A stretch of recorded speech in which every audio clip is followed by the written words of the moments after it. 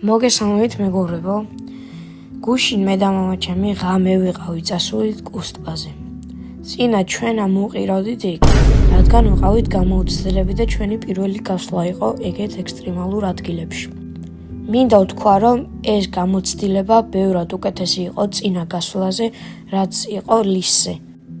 ეს გასვლა იყო ძალიან უნიკალური, იყო ტალახიანი, კლდოვანი და ძალიან ძნელი გზებიც.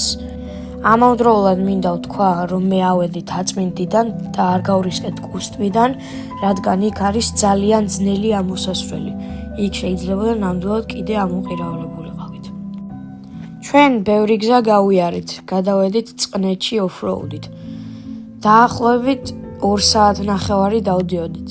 ძალიან კარგი გზა იყო და ძალიან კარგი ხედებით. მოდით ამ ვიდეოს განმავლობაში კომენტარებს გავცემ პასუხებს. თუ აქამდე უყურეთ ვიდეოს, დამისვით კითხვები. სადაური ხარ, მეც თუ არაძე ვარ? მე ვარ ლეჩხუმიდან, კერძოდ ზუბიდან. 125 კუბიანი სწრაფია? მე მყავდა 125 კუბიანი და ჩემი გამოცდილებით ვიტყვი, რომ იგი მაქსიმუმ 60 კმ/სთ დადიოდა. მოდი დავდგეთ. დავდგეთ, არანაირი პრობლემა არ არის. ეგ არ არის 1000-იანი, ეს არის 1000-იანი. პირველ რიგში მეგობარო მინდა გითხრა, რომ ეს ნამდვილად არის 1000-იანი და ნამდვილად არ არის 500 კუბიანი.